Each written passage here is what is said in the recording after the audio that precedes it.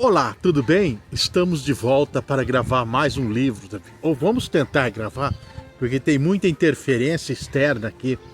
Barulho de carro, barulho de moto. Nós estamos numa praça. Por que a gente resolveu gravar esse livro aqui?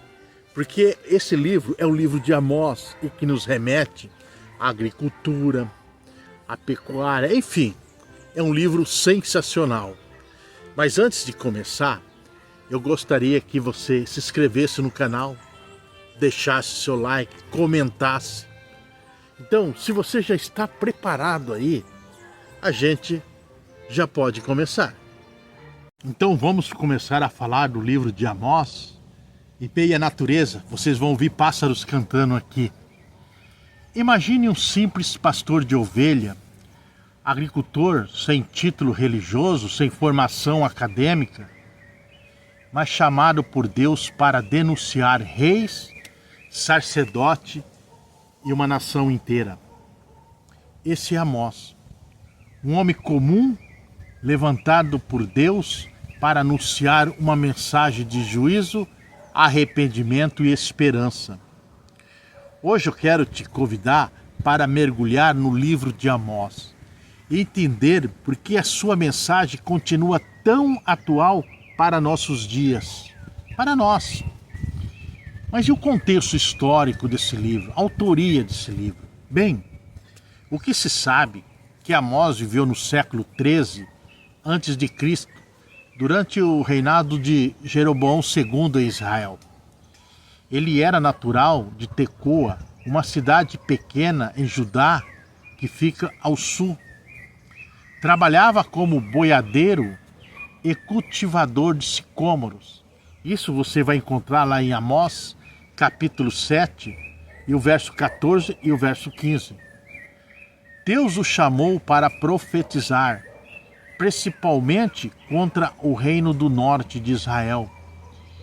Nesse período, Israel vivia prosperidade econômica e também uma expansão do seu território. Porém, havia grande desigualdade social e um problema com a idolatria, a corrupção religiosa e principalmente injustiça contra as pessoas mais pobres, mais humildes.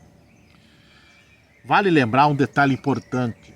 Amós mostra que Deus não escolhe profetas apenas entre os poderosos, o estudioso. Ele levanta a pessoa simples para cumprir os seus propósitos. Bem, quando a gente fala da estrutura do livro de Amós, primeiro, juízo contra as nações, que está em Amós, do capítulo 1 e capítulo 2. Amós começa denunciando os pecados de várias nações vizinhas, de Damasco, de Gaza, Tiro, Edom, Amon e Moabe. E depois denuncia Judá. Por fim, ele foca em Israel. Isso mostra que Deus é o Senhor de todas as nações. E todos são responsáveis diante dele, eu e você.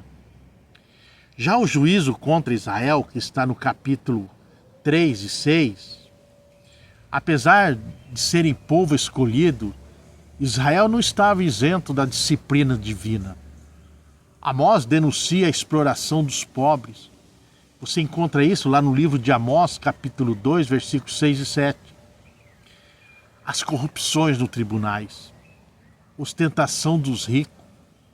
Isso também está em Amós, no capítulo 4, versículo 1. O culto hipócrita. Deus rejeita festa e sacrifício sem obediência, de acordo com Amós, capítulo 5, versículo 21 e 23. Amós, no capítulo 5, 24, corra, porém, o juízo como as águas e a justiça como o ribeiro perene. Visões de juízo de Amós, no capítulo 7 e 9. 5 visões que revelam a seriedade do julgamento. Gafanhoto, a destruição da colheita. O fogo, juízo devastador. o fio de prumo, Deus medindo a justiça de Israel, cesto de frutas, mostrando que Israel estava maduro para o juízo. O Senhor, junto ao altar, anunciando a destruição inevitável. E a esperança da restauração, de acordo com Amós 9, 11 e 15. Apesar do juízo, Deus promete restaurar a casa de Davi. Um futuro messiânico é anunciado, apontado para Jesus Cristo. Bem, promessa de restauração da terra e abundância de bênçãos. Quais seriam, na realidade, as mensagens centrais do livro? Deus exige justiça, retidão e a verdadeira adoração.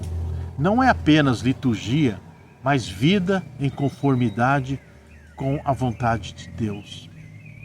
Bom, quando fala da responsabilidade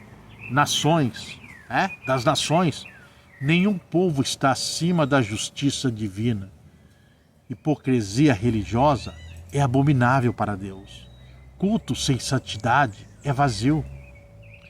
Bem, chamado ao arrependimento, buscai ao Senhor e vivei. Amós capítulo 5, versículo 6, fala da esperança em Cristo, mesmo em meio ao juízo, a promessa de redenção. Mas qual a aplicação desse livro para nossos dias, para os dias de hoje? Religiosidade sem transformação não agrada a Deus. Assim como Israel oferecia sacrifício, mas vivia em pecado, hoje muitos podem frequentar igrejas, cantar e orar, mas viver longe da vontade de Deus. É o que está mais acontecendo nesse mundo.